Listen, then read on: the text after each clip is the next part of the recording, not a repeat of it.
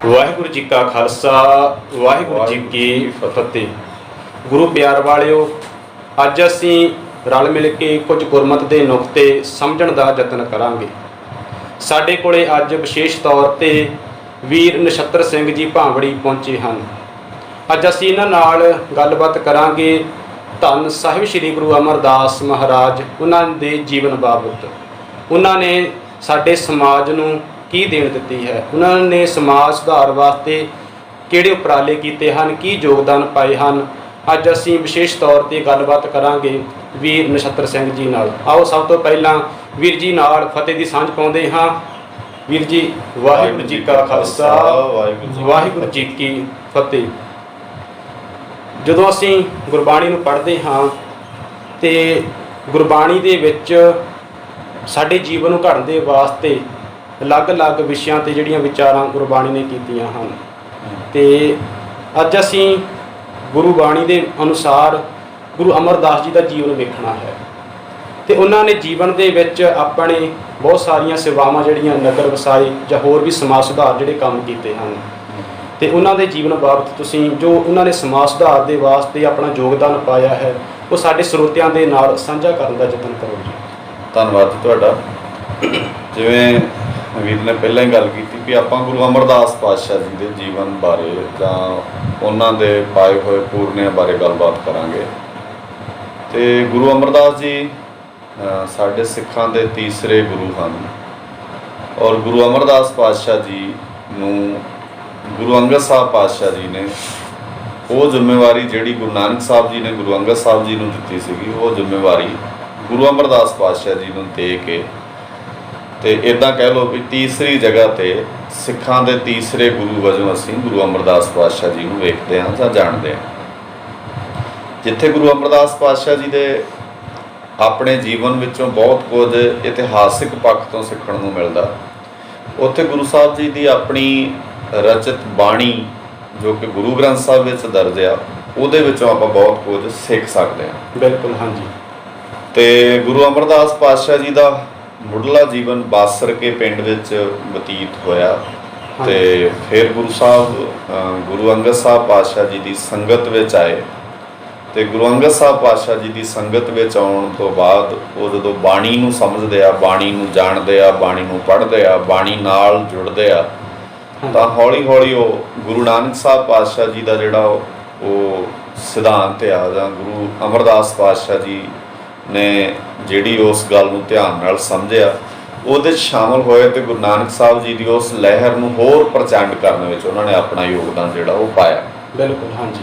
ਤੇ ਉਹਨਾਂ ਨੇ ਜਿੱਦਾਂ ਗੁਰੂ ਸਾਹਿਬਾਨ ਸਿੱਖ ਧਰਮ ਦੇ ਵਿੱਚ ਗੱਲ ਕਰੀਏ, ਗੁਰਗੱਦੀ ਦੀ ਰਸਮ ਜਿਹੜੀ ਆ ਉਹ ਕਿਸ ਆਧਾਰ ਤੇ ਅਗਲੇ ਗੁਰੂ ਨੂੰ ਦਿੱਤੀ ਜਾਂਦੀ ਰਹੀ ਆ। ਹਾਂ, ਇਹ ਬੜੀ ਇੰਟਰਸਟਿੰਗ ਗੱਲ ਆ ਔਰ ਬੜੀ ਧਿਆਨ 'ਚ ਰੱਖਣ ਵਾਲੀ ਆ ਸਾਰੇ ਸਰੋਤਿਆਂ ਦੇ। ਜਦੋਂ ਤੁਸੀਂ ਗੁਰੂ ਸਾਹਿਬ ਤੋਂ ਇਲਾਵਾ ਭਾਵੇਂ ਉਹ ਰਾਜਨੀਤਿਕ ਗੱਦੀਆਂ ਹੋਣ, ਭਾਵੇਂ ਉਹ ਧਾਰਮਿਕ ਗੱਦੀਆਂ ਹੋਣ, ਤੇ ਭਾਵੇਂ ਉਹ ਸਮਾਜਿਕ ਕਿਸੇ ਪੱਖ ਦੀ ਗੱਲ ਹੋਵੇ ਵੀ ਆਪਣੇ ਜਿਹੜੇ ਵਾਰਸ ਥਾਪੇ ਜਾਂਦੇ ਆ ਜਾਂ ਆਪਣੇ ਜਿਹੜੇ ਗੱਦੀ ਨਸ਼ੀਨ ਥਾਪੇ ਜਾਂਦੇ ਆ, ਉਹ ਅਕਸਰ ਅੰਸ਼ ਵਿੱਚੋਂ ਹੁੰਦੇ ਆ। ਹਾਂਜੀ, ਜ਼ਿਆਦਾਤਰ ਇਹੀ ਵੇਖਿਆ ਜਾਂਦਾ, ਬੱਚਿਆਂ ਵਿੱਚੋਂ ਹੁੰਦੇ ਆ। ਬਿਲਕੁਲ, ਜੇ ਬੱਚਾ ਨਹੀਂ ਤਾਂ ਅਸੀਂ ਇੱਕ ਜਿਹੜਾ ਸਮਾਜ ਦਾ ਇੱਕ ਰਿਵਾਜ ਆ ਵੀ ਕੋਈ ਚਾਚੇ ਤਾਏ ਦਾ ਪੁੱਤ, ਭੂਆ ਮਾਸੀ ਦਾ ਪੁੱਤ ਉਹ ਉਸ ਜਗ੍ਹਾ ਤੇ ਬੈਠ ਜਾਂਦਾ ਆ ਤੇ ਆਪਣੀ ਸਾਰੀ ਜਾਇਦਾਦ ਜਾਂ ਆਪਣੀ ਜਿਹੜੀ ਉਹ ਗੱਦੀ ਚੱਲ ਰਹੀ ਹੁੰਦੀ ਉਹਦੀ ਜ਼ਿੰਮੇਵਾਰੀ ਉਹਨੂੰ ਦੇ ਦਿੱਤੀ ਜਾਂਦੀ ਹੈ। ਬਿਲਕੁਲ, ਹਾਂਜੀ।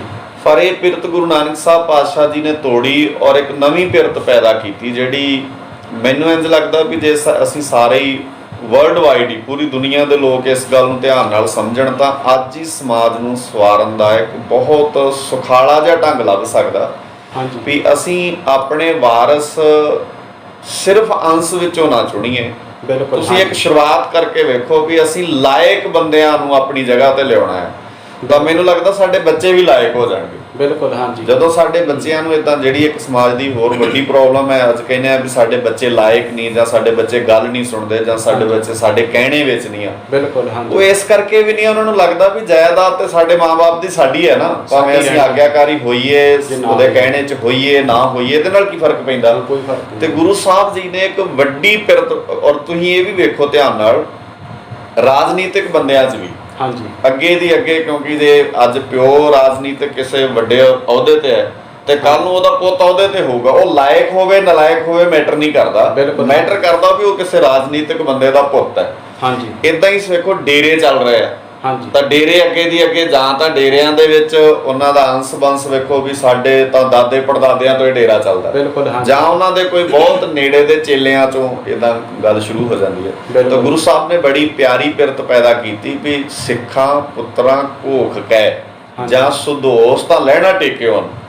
ਜਦੋਂ ਗੁਰੂ ਸਾਹਿਬ ਨੇ ਘੋਖ ਕੀਤੀ ਤਾਂ ਗੁਰੂ ਨਾਨਕ ਸਾਹਿਬ ਜੀ ਦੀ ਜਿਹੜਾ ਨਾਨਕ ਜੀ ਦਾ ਰਾਹ ਆ ਵੀ ਕਸਵੱਟੀ ਤੇ ਕਹੀ, ਹਾਂ ਤੇ ਉਸ ਯੋਗਤਾ ਦੇ ਆਧਾਰ ਤੇ ਕਹਿ ਸਕਦੇ ਆ ਵੀ ਗੁਰੂ ਅਮਰਦਾਸ ਜੀ ਜਿਹੜੇ ਖਰੇ ਉਤਰੇ। ਹਾਂ, ਮਤਲਬ ਗੁਰੂ ਸਾਹਿਬ ਜੀ ਨੇ ਜਿਹੜੀ ਪਿਰਤ ਪੈਦਾ ਕਰ ਦਿੱਤੀ ਸੀ ਵੀ ਇਸ ਰਾਹ ਤੇ ਇਸ ਮਾਰਗ ਤੇ ਉਹੀ ਚੱਲ ਸਕਦਾ ਵਾ ਜਿਹੜਾ ਜੋ ਤੋਂ ਪ੍ਰੇਮ ਖੇਲਣ ਕਾ ਚਾਓ ਸਿਰ ਤਰ ਤਲੀ ਗਲੀ ਮੇਰੀ ਆਓ ਦੇ ਮਾਰਗ ਤੇ ਚੱਲਣ ਵਾਲਾ, ਫਿਰ ਸਿਰ ਦੀਜੇ ਕਾਣ ਨਾ ਕੀਜੇ। ਬਿਲਕੁਲ, ਇਸ ਅਵਸਥਾ ਦੇ ਜਿਹੜੇ ਬੰਦੇ ਹੋਣਗੇ, ਜਿਹੜੇ ਸਵਾਰਥ ਤੋਂ ਉੱਪਰ ਉੱਠੇ ਹੋਣਗੇ, ਜਿਹੜੇ ਸਮਾਜ ਲਈ ਸੁਹਿਰਦ ਹੋਣਗੇ, ਉੱਥੇ ਲਹਿਣਾ ਜੀ ਚੁਣੇ ਗਏ। ਇਸੇ ਕਸਵੱਟੀ ਨਾਲ ਹੀ ਭਾਈ ਲਹਿਣਾ ਜੀ ਨੇ ਫਿਰ ਗੁਰੂ ਅਮਰਦਾਸ ਪਾਤਸ਼ਾਹ ਜੀ ਨੂੰ ਚੁਣਿਆ ਤੇ ਆਪਣੇ ਵਾਰਸ ਆਪਣੇ ਗੱਦੀ ਨਸ਼ੀਨ ਥਾਪ ਕੇ ਗਏ। ਹਾਂਜੀ, ਇਹ ਜਿੱਦਾਂ ਕਸਵੱਟੀ ਯੋਗਤਾ ਵੇਖੀ ਗਈ ਹੈ, ਯੋਗਤਾ ਦੇ ਆਧਾਰ ਤੇ ਜਿਹੜੀ ਹੈਗੀ ਅਗਲੇ ਗੁਰੂ ਨੂੰ ਗੁਰਗੱਦੀ ਸੌਂਪੀ ਗਈ ਹੈ। ਉੱਥੇ ਫਿਰ ਇਹ ਗੱਲਾਂ ਜਿਹੜੀਆਂ ਕਟਾਕਸ਼ ਹੋ ਜਾਂਦੀਆਂ ਨੇ ਜਦੋਂ ਅਸੀਂ ਵੇਖਦੇ ਹਾਂ ਬੀਬੀ ਭਾਨੀ ਜੀ ਦੇ ਨਾਲ ਜੋੜੀ ਜਾਂਦੀ ਹੈ ਸਾਖੀ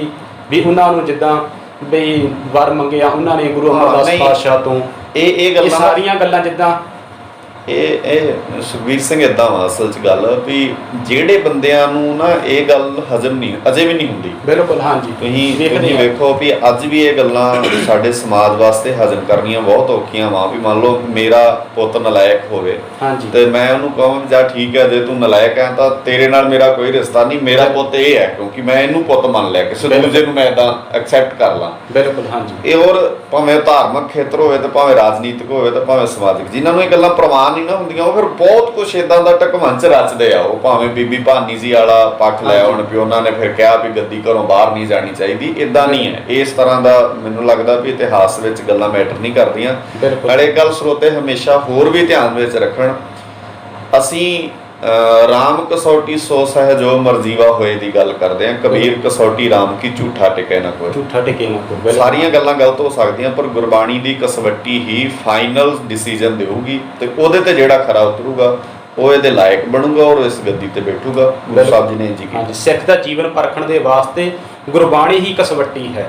ਬਿਲਕੁਲ, ਤੇ ਕਸਵੱਟੀ ਉਸ ਆਧਾਰ ਤੇ ਗੁਰੂ ਗ੍ਰੰਥ ਸਾਹਿਬ ਦੇ ਆਧਾਰ ਤੇ ਵੇਖਣਾ, ਹੋਰ ਗ੍ਰੰਥ ਜਾਂ ਹੋਰ ਕੋਈ ਕਿੱਦਾਂ ਮੰਨਦਾ ਸਾਡੇ ਉਹਦੇ ਨਾਲ ਕੋਈ ਮੈਟਰ ਨਹੀਂ ਕਰਦੇ। ਕਿਉਂਕਿ ਜੇ ਅਸੀਂ ਸਿੱਖ ਦਾ ਜੀਵਨ ਵੇਖਣਾ, ਸਾਡਾ ਸਰਮੌਰ ਗੁਰੂ ਧੰਨ ਸਾਹਿਬ ਸ੍ਰੀ ਗੁਰੂ ਗ੍ਰੰਥ ਸਾਹਿਬ ਜੀ, ਕਿਉਂਕਿ ਅਸੀਂ ਉਹਨਾਂ ਨੂੰ ਆਗੂ ਮੰਨਦੇ ਹਾਂ, ਗੁਰੂ ਮੰਨਦੇ ਹਾਂ, ਅਸੀਂ ਉਹਨਾਂ ਦੇ ਹੀ ਜਿਹੜੇ ਪਾਏ ਹੋਏ ਪੂਰਨਾਂ ਚੱਲਣਾ ਹੈ। ਬਿਲਕੁਲ, ਜੋ ਉਹਨਾਂ ਦੇ ਸਿਧਾਂਤ ਤੇ ਖਰੀ ਗੱਲ ਉਤਰੇਗੀ, ਜੀਵਨ ਉਤਰੇਗਾ, ਸਾਖੀਆਂ ਉਤਰਨੀਆਂ ਬੜੀਆਂ ਐਸੀਆਂ ਸਾਖੀਆਂ ਨੇ ਉਹ ਕੋਈ ਵੀ ਮੰਨਣਯੋਗ ਨਹੀਂ ਹੋਣਗੀ, ਪਰਖਿਆ ਜਾਏਗਾ ਗੁਰਬਾਣੀ ਦੀ ਕਸਵੱਟੀ ਤੇ। ਹਰ ਇੱਕ ਚੀਜ਼ ਨੂੰ ਗੁਰਬਾਣੀ ਦੇ ਸਿਧਾਂਤ ਤੇ ਪਰਖ ਕੇ ਜਿਹੜਾ ਸਾਡਾ ਵਾ ਉਹਨੂੰ ਅਸੀਂ ਸਵੀਕਾਰ ਕਰਾਂਗੇ। ਬਿਲਕੁਲ, ਜਿਹੜਾ ਸਾਡਾ ਨਹੀਂ ਆ ਯਾਨੀ ਕਿ ਜਿਹੜਾ ਗੁਰਬਾਣੀ ਦੀ ਕਸਵੱਟੀ ਤੇ ਖਰਾ ਨਹੀਂ ਉਤਰਦਾ ਉਹ ਭਾਵੇਂ ਕਿਸੇ ਸਾਡੇ ਨੇ ਲਿਖਿਆ ਹੋਵੇ ਕਿਸੇ ਦੂਜੇ ਨੇ ਲਿਖਿਆ ਹੋਵੇ, ਇਹ ਗੱਲ ਮੈਟਰ ਨਹੀਂ ਕਰਦੀ। ਬਿਲਕੁਲ, ਹਾਂਜੀ। ਤੇ ਅਗਲਾ ਸਵਾਲ ਸੀ ਜਿੱਦਾਂ ਆਪਣੇ ਗੁਰੂ ਅਮਰਦਾਸ ਜੀ ਨੇ ਹੋਰ ਸਮਾਜ ਸੁਧਾਰ ਦੇ ਵਾਸਤੇ, ਇਸਤਰੀਆਂ ਵਾਸਤੇ ਜੋ ਉਹਨਾਂ ਨੇ ਜਾਂ ਸੰਗਤ ਪੰਗਤ ਦੇ ਜਾਂ ਹੋਰ ਸਿਧਾਂਤ ਕਾਫੀ ਉਹਨਾਂ ਨੇ ਬਖਸ਼ ਕੀਤੇ ਨੇ, ਉਹ ਵੀ ਸਾਡੀਆਂ ਸੰਗਤਾਂ ਦੇ ਨਾਲ ਸਾਂਝੇ ਕਰੋ ਕਿ ਅੱਜ ਦੇ ਹਾਲਾਤ ਤੇ ਜਿਹੜੇ ਗੁਰੂ ਸਾਹਿਬਾਨ ਨੇ ਸਾਡੇ ਸਿਧਾਂਤ ਬਖਸ਼ਿਸ਼ ਕੀਤੇ ਸਨ, ਅੱਜ ਕੀ ਫਰਕ ਆਇਆ ਉਹਨਾਂ ਦੇ ਵਿੱਚ?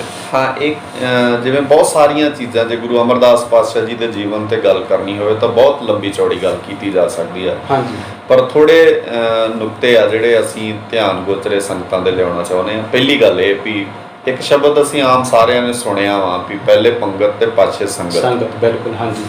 ਤੇ ਅੱਜ ਦਾ ਜਿਹੜਾ ਸਮਾਜ ਆ ਜਾਂ ਜਿਹੜੇ ਅੱਜ ਦੇ ਲੋਕ ਆ ਉਹ ਸ਼ਾਇਦ ਇਹਦੇ ਅਰਥ ਇਦਾਂ ਲੈਣ ਲੱਗ ਪਿਆ ਕਿ ਪਹਿਲੇ ਪੰਗਤ ਦਾ ਮਤਲਬ ਆ ਵੀ ਪ੍ਰਸ਼ਾਦਾ ਛਕੋ। ਹਾਂਜੀ, ਜ਼ਿਆਦਾਤਰ ਇਹੀ ਵੇਖਿਆ ਜਾਂਦਾ। ਹਾਂ, ਤੇ ਫਿਰ ਤੁਸੀਂ ਮੱਥਾ ਟੇਕੋ। ਬਿਲਕੁਲ, ਹਾਂਜੀ। ਤੇ ਮੈਂ ਕਈ ਤਰ੍ਹਾਂ ਤੇ ਇਦਾਂ ਵੀ ਵੇਖਿਆ ਵੀ ਬੰਦੇ ਕਹਿੰਦੇ ਜੇ ਤੁਸੀਂ ਪ੍ਰਸ਼ਾਦਾ ਨਹੀਂ ਛਕਦੇ ਤੇ ਤੁਹਾਡਾ ਮੱਥਾ ਟੇਕਿਆ ਲੱਗਦਾ ਨਹੀਂ, ਮਤਲਬ ਗੁਰੂ ਸਾਹਿਬ ਤੁਹਾਡਾ ਮੱਥਾ ਨਹੀਂ ਪ੍ਰਵਾਨ ਕਰਦੇ। ਬਿਲਕੁਲ, ਹਾਂਜੀ। ਮੈਨੂੰ ਲੱਗਦਾ ਵੀ ਸ਼ਾਇਦ ਇੱਥੇ ਅਸੀਂ ਮਿਸਟੇਕ ਕਰ ਰਹੇ ਹਾਂ ਬਹੁਤ ਵੱਡੀ।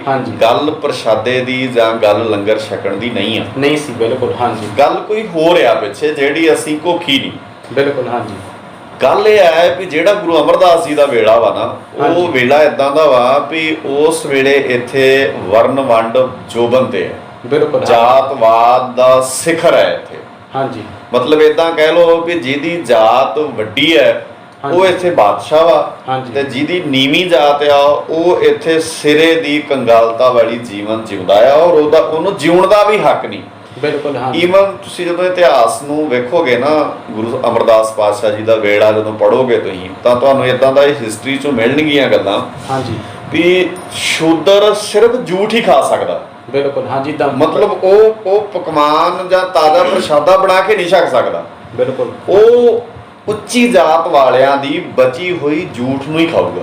ਬਿਲਕੁਲ ਇਹੀ ਕਾਰਨ ਸੀ ਜਦੋਂ ਜਿਸ ਵਕਤ ਗੁਰੂ ਅਮਰਦਾਸ ਦੇ ਪ੍ਰਤੀ ਸ਼ਿਕਾਇਤਾਂ ਜਾ ਕੇ ਲਗਾਈਆਂ ਗਈਆਂ ਬਾਦਸ਼ਾਹ ਕੋਲ। ਤੁਸੀਂ ਬਿਲਕੁਲ ਹੁਣ ਕੀ ਹੋਇਆ ਵੀ ਗੁਰੂ ਸਾਹਿਬ ਜੀ ਨੇ ਕਿਹਾ ਵੀ ਘੱਟੋ ਘੱਟ ਇਸ ਦਰਬਾਰ ਵਿੱਚ ਜਿਹੜਾ ਬੰਦਾ ਉੱਚਾ ਨੀਵਾਂ ਵੱਡੇ ਦਾ ਫਰਕ ਕਰਦਾ ਨਾ, ਬਿਲਕੁਲ ਹਾਂਜੀ, ਉਹਦਾ ਮੇਰੇ ਨਾਲ ਕੋਈ ਲੈਣਾ ਦੇਣਾ ਨਹੀਂ, ਉਹ ਸੰਗਤ ਦਾ ਹਿੱਸਾ ਨਹੀਂ ਆ। ਸੰਗਤ ਮਤਲਬ ਇਹ ਨਹੀਂ, ਸੰਗਤ ਦਾ ਵੀ ਮੀਨਿੰਗ ਅਸੀਂ ਏਦਾਂ ਲੈ ਰਹੇ ਹਾਂ ਵੀ ਪੰਗਤ ਮਤਲਬ ਪ੍ਰਸ਼ਾਦਾ ਛਕਣਾ, ਤੇ ਸੰਗਤ ਮੀਨਿੰਗ ਮੱਥਾ ਟੇਕਣਾ। ਹਾਂਜੀ, ਸੰਗਤ ਦਾ ਮੀਨਿੰਗ ਆ ਗੁਰੂ ਦੀ ਸੰਗਤ ਦਾ ਬੰਦਾ। ਜਿਵੇਂ ਆਪਾਂ ਆਮ ਸ਼ਬਦ ਵਰਤ ਲੈਨੇ ਆ ਵੀ ਇਹ ਨਾ ਉਹਨਾਂ ਦੀ ਸੰਗਤ ਦੇ ਬੰਦੇ ਆ। ਬਿਲਕੁਲ ਹਾਂਜੀ, ਮਤਲਬ ਗੁਰੂ ਦੀ ਸੁਸਾਇਟੀ ਦਾ ਬੰਦਾ, ਗੁਰੂ ਦੀ ਵਿਚਾਰਧਾਰਾ ਵਾਲਾ ਬੰਦਾ। ਬਿਲਕੁਲ ਗੁਰੂ ਸਾਹਿਬ ਨੇ ਕਿਹਾ ਵੀ ਜਿਹੜੇ ਬੰਦੇ ਜਾਤ ਪਾਤ ਦਾ ਹੰਕਾਰ ਛੱਡ ਕੇ, ਈਗੋ ਛੱਡ ਕੇ ਆਮ ਬੰਦਿਆਂ 'ਚ ਬਹਿ ਕੇ ਪ੍ਰਸ਼ਾਦਾ ਨਹੀਂ ਨਾ ਛਕ ਸਕਦੇ, ਉਹ ਸਾਡੀ ਸੰਗਤ ਦਾ ਹਿੱਸਾ ਨਹੀਂ ਆ। ਹੁਣ ਤੁਸੀਂ ਇਹ ਵੇਖੋ ਵੀ ਕਨਸੈਪਟ ਕਿੱਡਾ ਵੱਡਾ ਵਾ ਇਹ। ਬਿਲਕੁਲ ਜੇ ਤੁਸੀਂ ਇਸ ਕਸਵੱਟੀ ਤੇ ਅੱਜ ਪੰਜਾਬ ਨੂੰ ਪਰਖਣ ਤੁਰੋਗੇ ਤੇ ਮੈਨੂੰ ਲੱਗਦਾ ਸਾਡੇ ਤਾਂ ਪੰਜਾਬ 'ਚ ਕਿੰਨੇ ਡੇਰੇ ਇਹੋ ਜਿਹੇ ਜਿਨ੍ਹਾਂ ਦੇ ਡੇਰਿਆਂ 'ਚ ਲਿਖਿਆ ਹੋਇਆ ਵੀ ਫਲਾਨੀ ਜਾਤ ਦੇ ਭਾਂਡੇ ਇੱਥੋਂ ਮਿਲਣਗੇ ਤੇ ਫਲਾਨੀ ਜਾਤ ਦੇ ਭਾਂਡੇ ਇੱਥੋਂ ਮਿਲਣਗੇ। ਹਾਲਾਂਕਿ ਗੁਰੂ ਗ੍ਰੰਥ ਸਾਹਿਬ ਜੀ ਦਾ ਪ੍ਰਕਾਸ਼ ਵੀ ਹੈ ਉੱਥੇ। ਹਾਂਜੀ, ਮਤਲਬ ਜੇ ਗੁਰੂ ਸਾਹਿਬ ਦਾ ਪ੍ਰਕਾਸ਼ ਹੈ ਤਾਂ ਇਹਦਾ ਮਤਲਬ ਗੁਰੂ ਅਮਰਦਾਸ ਜੀ ਦੀ ਬਾਣੀ ਵੀ ਹੈ ਉੱਥੇ। ਬਿਲਕੁਲ, ਜੇ ਗੁਰੂ ਅਮਰਦਾਸ ਜੀ ਦੀ ਬਾਣੀ ਹੈ ਤੇ ਇਹਦਾ ਮਤਲਬ ਉਹਨਾਂ ਨੂੰ ਕਿਤੇ ਨਾ ਕਿਤੇ ਇਹ ਵੀ ਗੱਲ ਸੁਣੀ ਹੋਣੀ ਉਹਨਾਂ ਵੀ ਗੁਰੂ ਸਾਹਿਬ ਜੀ ਨੇ ਸਾਨੂੰ ਏਦਾਂ ਕਿਹਾ ਵੀ ਪਹਿਲੇ ਪੰਗਤ ਪਾਸੇ ਸੰਗਤ। ਤਾਂ ਇਹ ਵੱਡਾ ਕਨਸੈਪਟ ਆ, ਬੜੀ ਪਿਆਰੀ ਗੱਲ ਆ ਵੀ ਅਸੀਂ ਜਾਤ ਪਾਤ, ਅਮੀਰੀ, ਗਰੀਬੀ, ਇਹ ਤੋਂ ਉੱਪਰ ਵੱਧ ਸਿਆਣੇ ਹੋਣ ਦਾ ਹੰਕਾਰ ਛੱਡ ਕੇ ਪਹਿਲਾਂ ਅਸੀਂ ਬਰਾਬਰ ਬੈਠਣਾ ਤਾਂ ਸਿੱਖੀਏ। ਬਿਲਕੁਲ ਹਾਂਜੀ। ਸੈਕਿੰਡ ਅਸੀਂ ਸੰਗਤ ਦਾ ਪਾਰਟ ਹੋ ਸਕਦੇ ਹਾਂ। ਹਾਂਜੀ, ਜੇ ਸਾਡੇ 'ਚ ਬਹਿਣ ਲੱਗਿਆ ਜਾਤ ਪਾਤ ਵੀ ਮੇਰੀ ਵੱਡੀ ਜਾਤ ਹੈ, ਅਸੀਂ ਅਮੀਰ ਲੋਕ ਆ। ਹਾਂਜੀ, ਗੁਰਦੁਆਰਿਆਂ 'ਚ ਤੁਸੀਂ ਵੇਖੋ ਦੋ ਤਰ੍ਹਾਂ ਦੇ ਲੰਗਰ ਆਮ ਸ਼ੁਰੂ ਹੋ ਗਿਆ। ਹਾਂਜੀ, ਇੱਕ ਨਾਰਮਲ ਲੰਗਰ, ਇੱਕ VIP ਲੰਗਰ। ਬਿਲਕੁਲ ਹਾਂਜੀ। ਹੁਣ ਫਿਰ ਕਿੱਥੇ ਹੈ ਪਹਿਲੇ ਪੰਗਤ ਪਾਸੇ ਸੰਗਤ? ਬਿਲਕੁਲ ਸਿਧਾਂਤ ਤੋਂ ਅੱਜ ਕਿਉਂਕਿ ਸਿੱਖ ਜਿਹੜਾ ਗੁਰਬਾਣੀ ਨਾਲ ਨਹੀਂ ਜੁੜ ਰਹੇ ਆ, ਉਹ ਵੇਖਦੇ ਹਨ ਜਾਂ ਥਾਵਾਂ ਨਾਲ ਜੁੜਦਾ ਜਾਂ ਦੇਹਾਂ ਨਾਲ ਜੁੜ ਰਿਹਾ, ਗੁਰਬਾਣੀ ਦੇ ਗਿਆਨ ਤੋਂ ਬਹੁਤ ਜ਼ਿਆਦਾ ਵਾਂਝਾ ਰੱਖਿਆ ਗਿਆ। ਬੇਸਿਕ ਸੁਖਬੀਰ ਸਿੰਘ ਅਸਲ 'ਚ ਕਹਾਣੀ ਕੀ ਬਣੀ ਨਾ ਵੀ ਬੇਸਿਕ ਕਨਸੈਪਟ ਨਾਲੋਂ ਤੋੜ ਲਿਆ ਨਾ ਸਾਨੂੰ। ਹਾਂਜੀ ਹਾਂਜੀ, ਜਦੋਂ ਪੰਗਤ ਦੇ ਅਰਥ ਹੀ ਪ੍ਰਸ਼ਾਦਾ ਕਰਤੇ ਤੇ ਸੰਗਤ ਦੇ ਅਰਥ ਮੱਥਾ ਟੇਕਣਾ ਕਰਤੇ, ਤੇ ਫਿਰ ਹੁਣ ਪ੍ਰਸ਼ਾਦਾ ਕੋਈ VIP ਛਕ ਲੈ ਕੋਈ ਨਾਰਮਲ ਛਕ ਲੈ, ਕੀ ਫਰਕ ਪੈਂਦਾ ਇਹਦੇ ਨਾਲ? ਉਹ ਕਹਿੰਦਾ ਪ੍ਰਸ਼ਾਦਾ ਤਾਂ ਛਕਿਆ ਹੈ ਨਾ, ਭਾਵੇਂ ਅਸੀਂ VIP ਪੰਗਤ 'ਚ ਬਹਿ ਕੇ ਛਕਿਆ। ਤਾਂ ਗੱਲ ਇਹ ਸੀ ਵੀ ਇਹੋ VIP ਕਲਚਰ ਹੀ ਤੇ ਖਤਮ ਕਰਨਾ ਸੀ ਗੁਰੂ ਸਾਹਿਬ ਜੀ ਨੇ। ਬਿਲਕੁਲ ਹਾਂਜੀ, ਉਹ ਉੱਚੇ ਨੀਵੇਂ ਦਾ, ਅਮੀਰ ਗਰੀਬ ਦਾ ਸਾਰਾ ਕਨਸੈਪਟ, ਸਾਰਾ ਪਾੜਾ ਉਹ ਖਤਮ ਕਰਨ ਵਾਸਤੇ ਗੁਰੂ ਸਾਹਿਬ ਜੀ ਨੇ ਇਹ ਸਿਧਾਂਤ ਲਾਗੂ ਕੀਤਾ।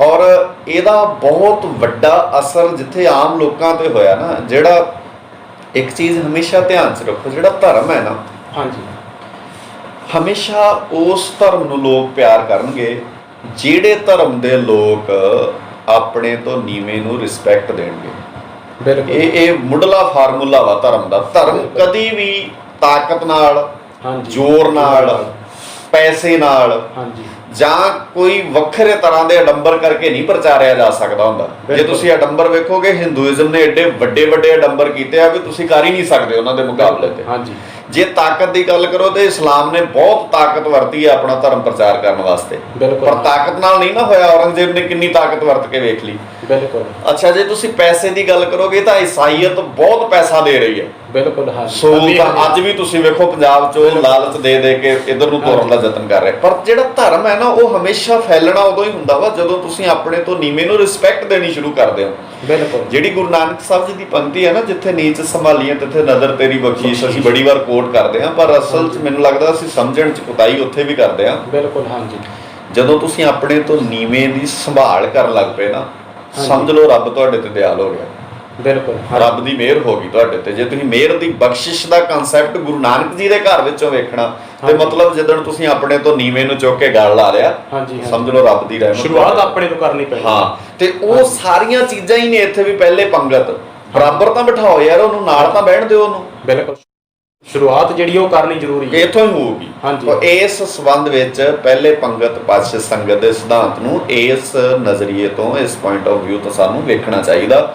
ਬਹੁਤ ਸਾਰੀਆਂ ਚੀਜ਼ਾਂ ਹੋਰ ਵੀ ਇਹਦੇ 'ਚ ਕੀਤੀਆਂ ਜਾ ਸਕਦੀਆਂ, ਜਿਵੇਂ ਉਹਨਾਂ ਨੇ ਬੌਲੀ ਸਾਹਿਬ ਜਿਹੜੀ ਉਹ ਸਥਾਪਨਾ ਕੀਤੀ। ਹਾਂ, ਜਿਵੇਂ ਉਹਦੇ 'ਚ ਇੱਕ ਕਾਰਜ ਗੁਰੂ ਸਾਹਿਬ ਜੀ ਨੇ ਕੀਤਾ, ਬੌਲੀ ਸਾਹਿਬ ਦੀ ਸਥਾਪਨਾ ਕਰਨੀ। ਹੁਣ ਬੌਲੀ ਸਾਹਿਬ ਪੁਰਾਣੇ ਸਮਿਆਂ 'ਚ ਨਾ ਤੁਸੀਂ ਬਜ਼ੁਰਗਾਂ ਨਾਲ ਜਦੋਂ ਕਿਤੇ ਗੱਲਬਾਤ ਕਰੋਗੇ ਤਾਂ ਵੇਖੋ ਪਿੰਡਾਂ 'ਚ ਨਾ ਖੂਹ ਹੁੰਦੇ ਸੀ। ਹਾਂਜੀ। ਤੇ ਫਿਰ ਉੱਥੇ ਖੂਹਾਂ 'ਚ ਇਦਾਂ ਸੀ ਵੀ ਇਹ ਫਲਾਨੀ ਜਾਤ ਦਾ ਖੂਹ, ਹਾਂਜੀ, ਇਹ ਫਲਾਨੀ ਜਾਤ ਦਾ ਖੂਹ। ਤੇ ਇੱਕ ਜਿਹੜੀ ਜਾਤ ਦਾ ਖੂਹ ਹੁੰਦਾ ਸੀ ਨਾ, ਉਸ ਖੂਹ ਤੋਂ ਦੂਜੀ ਜਾਤ ਦੇ ਲੋਕ ਪਾਣੀ ਨਹੀਂ ਸੀ ਪੀ ਸਕਦੇ। ਬਿਲਕੁਲ। ਹਾਂਜੀ। ਪਰ ਗੁਰੂ ਸਾਹਿਬ ਜੀ ਨੇ ਧਰਮ ਨੂੰ ਵੇਖੋ ਕਿੱਦਾਂ ਪੇਸ਼ ਕੀਤਾ, ਇੱਕ ਸਾਂਝਾ ਖੂਹ ਤਿਆਰ ਕਰਕੇ, ਬੌਲੀ ਮਤਲਬ ਖੂਹ, ਸਾਂਝਾ ਖੂਹ ਤਿਆਰ ਕੀਤਾ ਜਿੱਥੇ ਹਰ ਬੰਦਾ ਪਾਣੀ ਵਰਤ ਸਕਦਾ, ਉੱਥੇ ਹਰ ਬੰਦਾ ਪਾਣੀ ਦੀ ਲੋੜ ਨੂੰ ਪੂਰੀਆਂ ਕਰ ਸਕਦਾ। ਤੇ ਇਸ ਗੱਲ ਤੋਂ ਉੱਪਰ ਉੱਠ ਕੇ ਵੀ ਇਹ ਕਿਹੜੀ ਜਾਤ ਦਾ ਖੂਹ ਹੈ, ਹਾਂਜੀ, ਮਤਲਬ ਇਹ ਕਿਹੜੀ ਬਿਰਾਦਰੀ ਦਾ ਖੂਹ ਹੈ, ਉਹ ਚੀਜ਼ਾਂ ਗੁਰੂ ਸਾਹਿਬ ਜੀ ਨੇ ਤੋੜੀਆਂ ਤੇ ਉਹਦੇ ਵਿੱਚ ਵੀ ਬਰਾਬਰਤਾ ਲਿਆਉਣ ਦਾ ਯਤਨ ਗੁਰੂ ਸਾਹਿਬ ਜੀ ਨੇ ਕੀਤਾ। ਬਿਲਕੁਲ। ਹਾਂਜੀ। ਤੇ ਉਹਨਾਂ ਨੇ ਇੱਕ ਸਮਾਜ ਸੁਧਾਰ ਦੇ ਵਾਸਤੇ ਕੇਂਦਰਾਂ ਦੀ ਸਥਾਪਨਾ ਕੀਤੀ ਸੀ।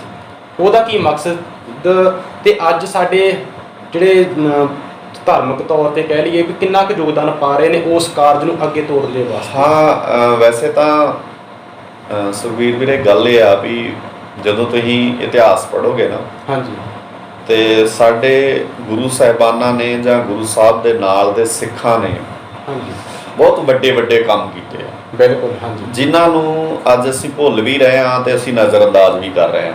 ਬਿਲਕੁਲ। ਜਾਂ ਅਸੀਂ ਇਦਾਂ ਕਹਿ ਲਓ ਵੀ ਸਿਆਣੇ ਜ਼ਿਆਦਾ ਹੋ ਗਏ ਆ, ਜਾਂ ਫਿਰ ਅਸੀਂ ਬੇਅਕਲੇ ਆ।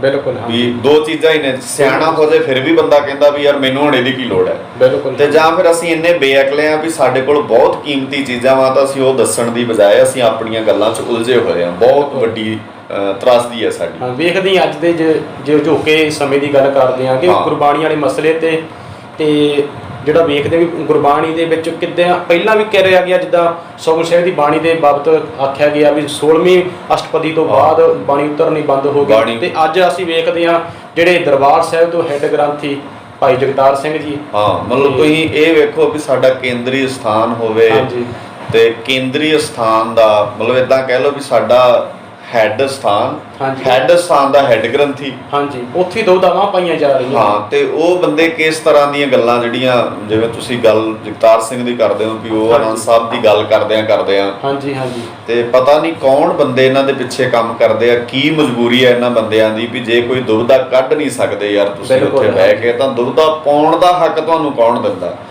ਜਦੋਂ ਗੁਰੂ ਅਰਜਨ ਸਾਹਿਬ ਜੀ ਨੇ ਫੈਸਲਾ ਦੇ ਦਿੱਤਾ ਵੀ ਰਾਮ ਕਲੀ ਮਹੱਲਾ ਤੀਜਾ, ਬਿਲਕੁਲ, ਹਾਂਜੀ, ਤੇ ਫਿਰ ਤੁਸੀਂ ਇਹ ਦੱਸਣ ਵਾਲੇ ਗੁਰੂ ਅਰਜਨ ਸਾਹਿਬ ਜੀ ਤੋਂ ਵੱਧ ਸਿਆਣੇ ਹੋਣ ਦਾ ਪ੍ਰਮਾਣ ਕਿਉਂ ਲੈਣਾ ਚਾਹੁੰਦੇ, ਜਾਂ ਤੁਹਾਨੂੰ ਇਦਾਂ ਕਿਉਂ ਲੱਗਦਾ ਅਸੀਂ ਗੁਰੂ ਅਰਜਨ ਸਾਹਿਬ ਜੀ ਤੋਂ ਵੱਧ ਸਿਆਣੇ ਹਾਂ? ਬਿਲਕੁਲ, ਜਿੱਥੇ ਵੀ ਲੋੜ ਉਹਨਾਂ ਨੇ ਸਮਝੀ ਨਾਲ ਲਿਖਿਆ ਹੈਗਾ, ਨਾਲ ਰਲਾਏ ਲਿਖਿਆ ਮਹੱਲਾ ਪੰਜਵਾਂ, ਬਹੁਤ ਥਾਵਾਂ ਤੇ ਭਗਤ ਕਬੀਰ ਜੀ ਦੇ ਸ਼ਬਦ ਵਿੱਚ ਆਉਂਦੀ ਆ, ਕੋਈ ਵੀ ਪੰਕਤੀ ਉਹਨਾਂ ਨੇ ਐਡ ਕੀਤੀ, ਇੱਕ ਪੰਕਤੀ ਵੀ ਜੇ ਕਿਤੇ ਐਡ ਕੀਤੀ ਆ ਨਾ ਗੁਰੂ ਸਾਹਿਬ ਜੀ ਨੇ, ਤਾਂ ਉੱਥੇ ਐਸੋ ਅਚਰਜ ਦੇਖਿਓ ਕਬੀਰ ਵਾਲਾ ਸ਼ਬਦ ਹੈ। ਸਰੋਤੇ ਵੀ ਜਿਹੜੇ ਜੇ ਤੁਸੀਂ ਬਾਣੀ ਚੋਂ ਪੜ੍ਹਨਾ ਹੋਵੇ ਤਾਂ ਕਬੀਰ ਸਾਹਿਬ ਜੀ ਦਾ ਸ਼ਬਦ ਹੈ, ਐਸੋ ਅਚਰਜ ਦੇਖਿਓ ਕਬੀਰ ਦੱਦ ਕੇ ਘੋੜੇ ਬਰੋਲੇ ਨੀਰ। ਉਹ ਸਾਰਾ ਸ਼ਬਦ ਕਬੀਰ ਸਾਹਿਬ ਜੀ ਦਾ ਅਖੀਰਲੀਆਂ ਦੋ ਪੰਕਤੀਆਂ ਗੁਰੂ ਅਰਜਨ ਸਾਹਿਬ ਜੀ ਦੀਆਂ, ਉੱਥੇ ਗੁਰੂ ਅਰਜਨ ਸਾਹਿਬ ਜੀ ਦਾ ਆਪਣਾ ਨਾਮ ਨਹੀਂ ਪੰਕਤੀਆਂ ਚ ਆਉਂਦਾ, ਉਹ ਕਬੀਰ ਜੀ ਦਾ ਨਾਮ ਹੀ ਆਉਂਦਾ। ਬਿਲਕੁਲ, ਪਰ ਉੱਥੇ ਉੱਪਰ ਲੈਤਾ ਵੀ ਨਾਲ ਰਲਾਏ ਲਿਖਿਆ ਮਹੱਲਾ ਪੰਜਵਾਂ, ਸਰਲੇਖ ਦੇ ਵਿੱਚ ਲਿਖ ਚੁੱਕੇ ਨੇ, ਬਕਾਇਦਾ ਦੇ ਦਿੱਤਾ ਉੱਥੇ।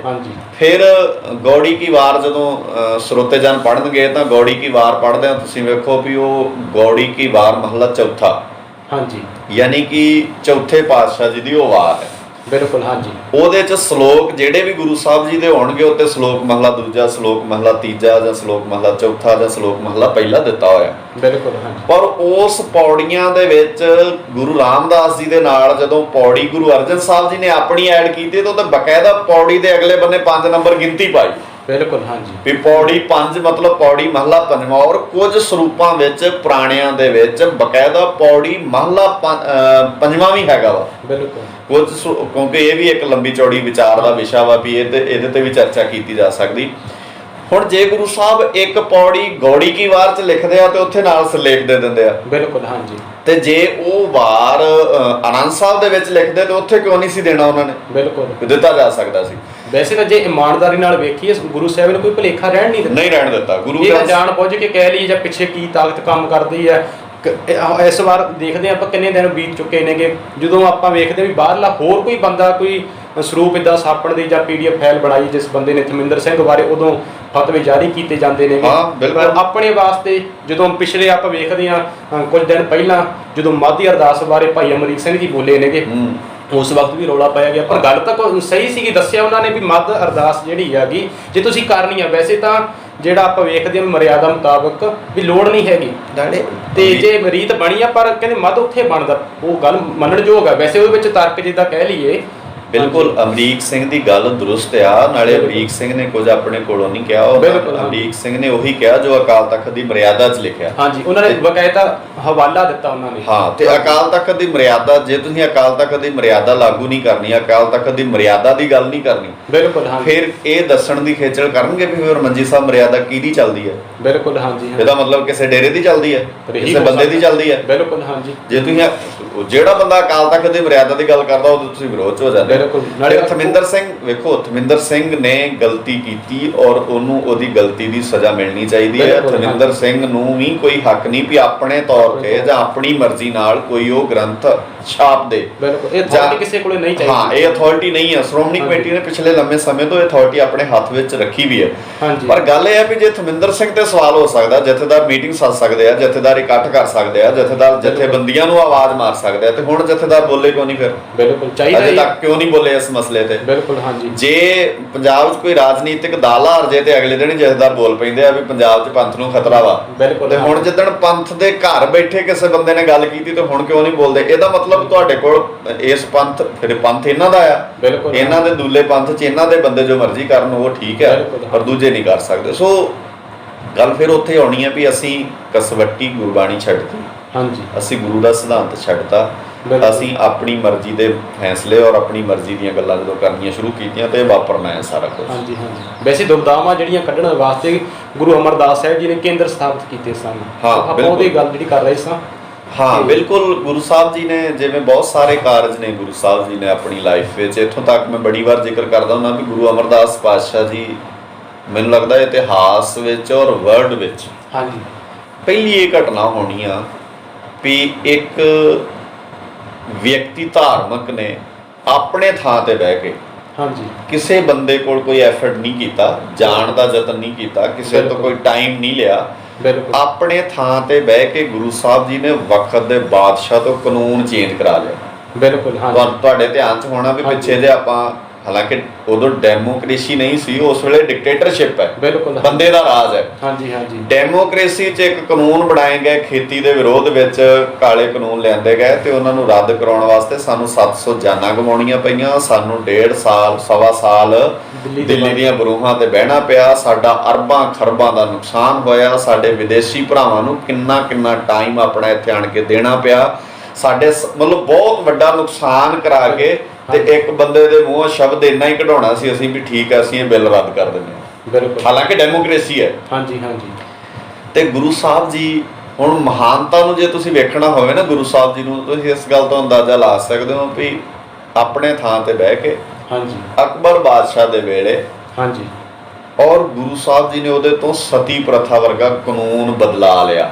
ਬਿਲਕੁਲ, ਹਾਂਜੀ। ਉਹਨੂੰ ਕਿਹਾ, ਜਦੋਂ ਮਿਲਣ ਵਾਸਤੇ ਆਇਆ ਗੁਰੂ ਸਾਹਿਬ ਜੀ ਨੂੰ, ਤਾਂ ਗੁਰੂ ਸਾਹਿਬ ਜੀ ਨੂੰ ਕਹਿੰਦਾ ਵੀ ਸਾਡੇ ਲਈ ਇੱਕ ਸੇਵਾ ਕੋਈ ਦੱਸੋ। ਮਤਲਬ ਉਹ ਪੁੱਛ ਰਿਹਾ ਵੀ ਸਾਡੇ ਕਰਨ ਵਾਲਾ ਕੰਮ ਕੀ ਹੈ, ਤੇ ਗੁਰੂ ਸਾਹਿਬ ਨੇ ਕਿਹਾ ਵੀ ਬਾਕੀ ਸੇਵਾਵਾਂ ਅਸੀਂ ਕਰ ਲਾਂਗੇ, ਤੇਰੇ ਕਾਨੂੰਨ ਠੀਕ ਨਹੀਂ ਹੈਗੇ, ਤੂੰ ਆਪਣੇ ਕਾਨੂੰਨ ਵਿੱਚ ਸੋਧ ਕਰ। ਤੇ ਮੈਨੂੰ ਲੱਗਦਾ ਸਰੋਤੇ ਵੀ ਇਸ ਗੱਲ ਨੂੰ ਧਿਆਨ ਨਾਲ ਸਮਝਣ ਵੀ ਇਹ ਪਹਿਲੀ ਵਾਰ ਵਰਲਡ ਦੇ ਇਤਿਹਾਸ ਵਿੱਚ ਹੋਇਆ ਹੋਣਾ ਵੀ ਕਿਸੇ ਇੱਕ ਵਿਅਕਤੀ ਨੇ ਆਮ ਆਪਣੇ ਥਾਂ ਤੇ ਬਹਿ ਕੇ ਕਿਸੇ ਵਕਤ ਦੇ ਬਾਦਸ਼ਾਹ ਤੋਂ, ਉਹ ਵੀ ਡਿਕਟੇਟਰਸ਼ਿਪ ਦੇ ਵਿੱਚ, ਕਾਨੂੰਨ ਬਦਲਾ ਲਿਆ ਹੋਵੇ। ਤਾਂ ਇਹ ਦਾਤ ਜਾਂ ਇਸ ਤਰ੍ਹਾਂ ਦਾ ਇਹ ਗੁਣ ਗੁਰੂ ਅਮਰਦਾਸ ਪਾਤਸ਼ਾਹ ਜੀ ਦੇ ਵਿੱਚ ਸੀਗਾ।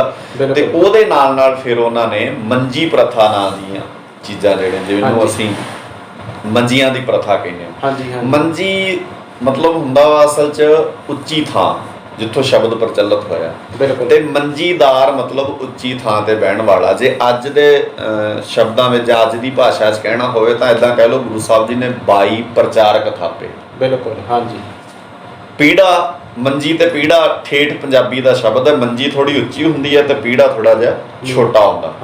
ਮਤਲਬ ਇੱਕ ਮੁਖੀ ਪ੍ਰਚਾਰਕ ਤੇ 52 ਸਹਾਇਕ ਪ੍ਰਚਾਰਕ ਥਾਪ ਕੇ ਗੁਰੂ ਅਮਰਦਾਸ ਪਾਤਸ਼ਾਹ ਜੀ ਨੂੰ, ਗੁਰੂ ਅਮਰਦਾਸ ਪਾਤਸ਼ਾਹ ਜੀ ਨੇ ਪੂਰੇ ਭਾਰਤ ਦੇ ਵੱਖ-ਵੱਖ ਇਲਾਕਿਆਂ ਦੇ ਵਿੱਚ ਸਿੱਖੀ ਦੇ ਪ੍ਰਚਾਰ ਵਾਸਤੇ ਉਸ ਵੇਲੇ ਆਪਣੇ ਪ੍ਰਚਾਰਕਾਂ ਨੂੰ ਭੇਜਿਆ ਗਿਆ, ਜਿਹੜੇ ਪ੍ਰਚਾਰਕ ਬਨਾਰਸ, ਯੂਪੀ, ਮਹਾਰਾਸ਼ਟਰ ਇਹਨਾਂ ਇਲਾਕਿਆਂ 'ਚ ਗਏ। ਤੇ ਅੱਜ ਵੀ ਬਹੁਤ ਸਾਰੇ ਲੋਕ ਜਾਂ ਬਹੁਤ ਸਾਰੀਆਂ ਥਾਵਾਂ ਉੱਥੇ ਗੁਰੂ ਸਾਹਿਬਾਨਾਂ ਦੀ ਯਾਦ ਵਿੱਚ ਜਾਂ ਗੁਰੂ ਸਾਹਿਬ ਜੀ ਦੇ ਨਾਲ ਇਤਿਹਾਸ ਨਾਲ ਸੰਬੰਧਿਤ ਬਣੀਆਂ ਹੋਈਆਂ ਵਾ। ਬਿਲਕੁਲ। ਈਵਨ ਕਈ ਥਾਵਾਂ ਤੇ ਗੁਰੂ ਸਾਹਿਬ ਜੀ ਦੇ ਉਹਨਾਂ ਪ੍ਰਚਾਰਕਾਂ ਵੱਲੋਂ ਭੇਜੀਆਂ ਹੋਈਆਂ ਪੋਥੀਆਂ ਪਈਆਂ ਹੋਈਆਂ ਕਈ ਥਾਵਾਂ ਤੇ ਪੁਰਾਣੀਆਂ। ਹਾਂਜੀ। ਸੋ ਗੁਰੂ ਸਾਹਿਬ ਜੀ ਨੇ ਇਹ ਸਿੱਖੀ ਦੇ ਪ੍ਰਚਾਰ ਪ੍ਰਸਾਰ ਵਾਸਤੇ 22 ਮੰਜੀਆਂ ਤੇ 52 ਪੀੜੇ ਥਾਪ ਕੇ ਪੂਰੇ ਭਾਰਤ ਵਿੱਚ ਵੱਖ-ਵੱਖ ਥਾਵਾਂ ਤੇ ਸਿੱਖੀ ਦੇ ਪ੍ਰਚਾਰ ਲਈ ਇਹਨਾਂ ਨੂੰ ਤੋਰਿਆ।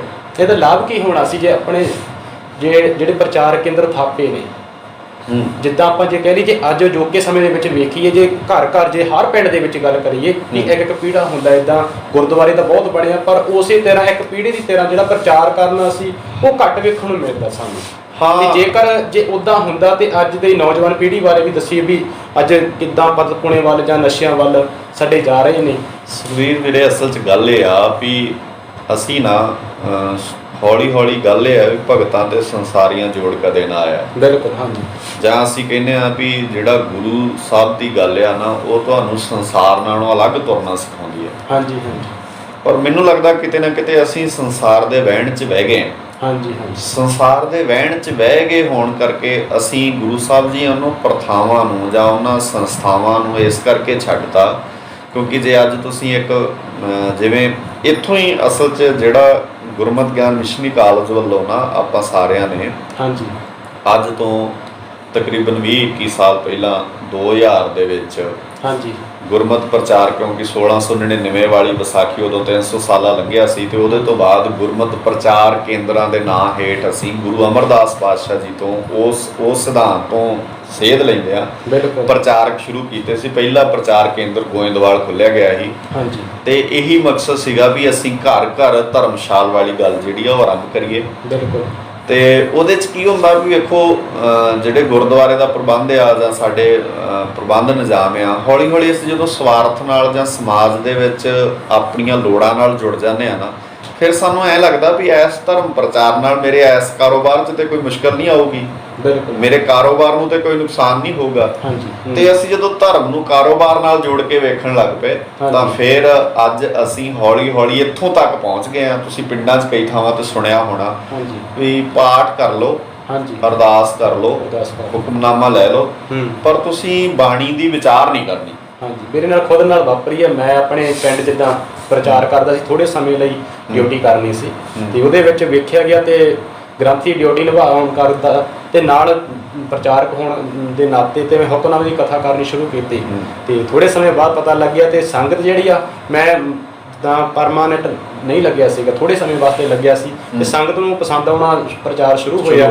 ਪਤਾ ਲੱਗਣ ਲੱਗ ਜੋ ਨਵੀਂ ਗੱਲ ਆਪਾਂ ਦੱਸਦੇ ਹਾਂ ਗੁਰਬਾਣੀ ਦੇ ਸਿਧਾਂਤ ਦੀ, ਜਿਸ ਤੋਂ ਵਾਂਝੇ ਰਹੇ ਨੇ ਸੰਗਤ ਜਾਂ ਕਹਿ ਲਈਏ ਲੋਕ ਸਾਡੇ, ਉਹ ਪਹੁੰਚਣੀ ਸ਼ੁਰੂ ਹੋਈ। ਥੋੜਾ ਥੋੜਾ ਪਤਾ ਲੱਗਿਆ ਜਿਹੜੇ ਹੁਣ ਸਿਰਫ ਜਦੋਂ ਇੱਕ ਬੰਦੇ ਕੋਲੇ ਪ੍ਰਬੰਧ ਉਸ ਗੁਰਦੁਆਰੇ ਦਾ ਤੇ ਇਸ ਤੋਂ ਬਾਅਦ ਸੰਗਤ ਨੂੰ ਇਦਾਂ ਲੱਗੇ ਵੀ ਇਹਨੂੰ ਹੁਣ ਆਪਾਂ ਪੱਕਾ ਰੱਖ ਸਕਦੇ ਹਾਂ ਤੇ ਹੁਣ ਉਹਦੀ ਜਿਹਦੇ ਦੁਕਾਨਦਾਰੀ ਸਾਰਾ ਪਤਾ ਲੱਗਣਾ ਸੀਗਾ। ਤੇ ਇਸ ਤੋਂ ਬਾਅਦ ਜਦੋਂ ਉਹਨਾਂ ਨੇ ਹਟਾਉਣਾ ਤੇ ਕਹਿੰਦੇ ਤੂੰ ਹਟਾਉਣਾ ਕਾਹਦੇ ਵਾਸਤੇ, ਇਹ ਨਹੀਂ ਵੀ ਤੂੰ ਗੁਰਬਾਣੀ ਗਲਤ ਪੜ੍ਹਦਾ, ਇਹ ਨਹੀਂ ਤੂੰ ਜਾਂ ਤੂੰ ਉੱਥੇ ਕੋਈ ਗਲਤੀ ਕੀਤੀ ਆ, ਕਹਿੰਦੇ ਤੂੰ ਗੁਰਬਾਣੀ ਦੀ ਕਥਾ ਕਰਦਾ। ਇਹ ਜਿਹੜਾ ਸੁਣਨ ਦੇ ਵਿੱਚ ਆਇਆ ਤੁਸੀਂ ਅੰਦਾਜ਼ਾ ਲਾ ਸਕਦੇ ਹੋ ਵੀ ਜਿਹੜਾ ਵਿਰੋਧ ਆਪਾਂ ਵੇਖਦੇ ਆ ਜੇ ਆਮ ਲੋਕ ਨਹੀਂ ਕਰਦੇ ਬਹੁਤ ਘੱਟ, ਜਿਹੜੇ ਉਹ ਲੋਕ ਤਾਂ ਬਹੁਤ ਘੱਟ ਕਰਦੇ ਜਿਹੜੇ ਧਰਮ ਦੇ ਨਾਲ ਜੁੜੇ ਆ, ਗੁਰਬਾਣੀ ਦੇ ਨਾਲ ਆਪਣੇ ਆਪ ਨੂੰ ਦਾਅਵਾ ਕਰਦੇ ਵੀ ਜੁੜੇ ਹੋਏ ਆ, ਧਾਰਮਿਕ ਲੋਕ ਉਹ ਵੱਧ ਜਿਹੜੇ ਸਾਡਾ ਵਿਰੋਧ ਕਰਦੇ। ਅਸਲ 'ਚ ਉਹੀ ਨਾ ਜਿਹੜੀ ਗੱਲ ਬਾਬੇ ਨਾਨਕ ਨੇ ਕਹੀ ਨਾ ਵੀ ਕਾਦੀ ਕੂੜ ਬੋਲ ਮਲ ਖਾਏ ਬ੍ਰਾਹਮਣ ਨਾ ਆਵੇ ਜੀਆਂ ਕਾਏ ਜੋਗੀ ਜੁਗਤ ਨਾ ਜਾਣੇ ਅੰਧ ਤੀਨੇ ਉਜਾੜੇ ਕਾ ਬੰਦ। ਤਾਂ ਤੁਸੀਂ ਉਹਨੂੰ ਮਤਲਬ ਪ੍ਰਤੱਖ ਵੇਖ ਸਕਦੇ ਹੋ ਵੀ ਇਹ ਧਾਰਮਿਕ ਬੰਦੇ ਉਜਾੜੇ ਦਾ ਬੰਦ ਨੇ। ਅੱਜ ਜੇ ਧਾਰਮਿਕ ਬੰਦਿਆਂ ਨੇ ਤੁਹਾਨੂੰ ਕਿਹਾ ਵੀ ਕਥਾ ਨਹੀਂ ਕਰਨੀ, ਮਤਲਬ ਹੁਕਮਨਾਮਾ ਲਿਆ ਜਾ ਸਕਦਾ ਤੇ ਜਦੋਂ ਹੁਕਮਨਾਮਾ ਆਵੇ ਫਿਰ ਹੱਥ ਜੋੜ ਕੇ ਮੱਥਾ ਵੀ ਟੇਕਿਆ ਜਾ ਸਕਦਾ ਤੇ ਇਹ ਕਹਿ ਦੱਸਦਾ ਵਾਹ ਵਾਹ ਸੱਚੇ ਪਾਤਸ਼ਾਹ ਬੜਾ ਕਮਾਲ ਦਾ ਹੁਕਮਨਾਮਾ ਆਇਆ।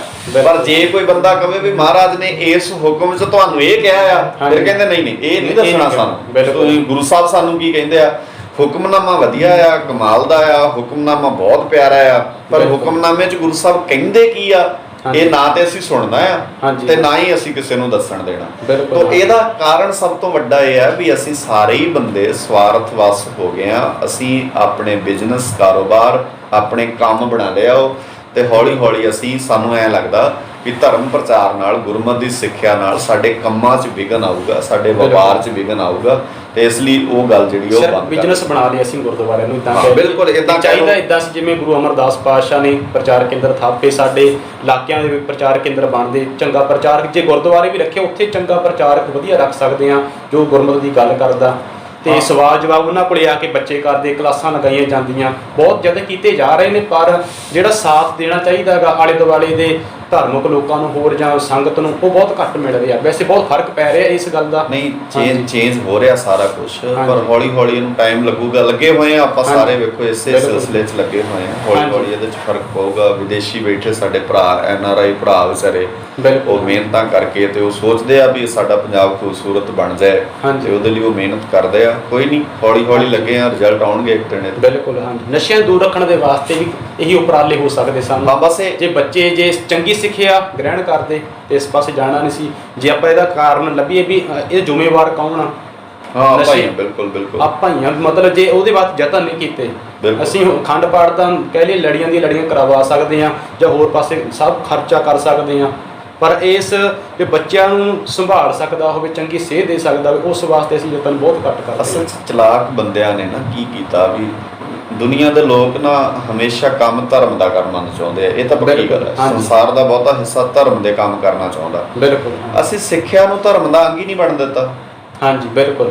ਸਿੱਖਿਆ ਧਰਮ ਦਾ ਹਿੱਸਾ ਹੀ ਨਹੀਂ ਹੈ। ਬਿਲਕੁਲ। ਧਰਮ ਦਾ ਹਿੱਸਾ ਵਾ ਵੀ ਤੁਸੀਂ ਫਲਾਣੇ ਥਾਂ ਤੇ ਜਾਓ, ਹਾਂਜੀ, ਸ਼ਰਧਾ ਨਾਲ ਜਾਓ, ਸੁਖਣਾ ਸੁਖੋ, ਚੜਾਵਾ ਚੜਾਓ। ਹਾਂਜੀ, ਈਵਨ ਅਖੰਡ ਪਾਠ ਵੀ ਜੇ ਕਰਾਉਣਾ ਤਾਂ ਸੁਖਣਾ ਲਈ ਕਰਾਉਣਾ, ਸਿੱਖਣ ਲਈ ਨਹੀਂ ਕਰਾਉਣਾ। ਸਿੱਖਣ ਲਈ ਉਹ ਬਹਿ ਕੇ ਸੁਣਦੇ ਨਹੀਂ, ਬਹੁਤ ਘੱਟ। ਇਦਾਂ ਜਿੱਦਾਂ ਲਗਾਤਾਰ ਕਰਵਾਏ ਜਾਂਦੇ ਆ ਘਰੇ ਬੈਠ ਕੇ ਸੁਣਨ ਵਾਸਤੇ। ਅਸੀਂ 10 ਅਖੰਡ ਪਾਠ ਕਰਾ ਸਕਦੇ ਹਾਂ, ਪਰ ਪਹਿਲੀ ਜਪਜੀ ਸਾਹਿਬ ਦੀ ਪੌੜੀ ਦੀ ਸਮਝ ਨਹੀਂ ਲੈ ਸਕਦੇ। ਬਿਲਕੁਲ। ਕਿਉਂਕਿ ਸਮਝ ਨੂੰ, ਸਿੱਖਿਆ ਨੂੰ ਅਸੀਂ ਧਰਮ ਦਾ ਅੰਗ ਨਹੀਂ ਬਣ ਦਿੱਤਾ।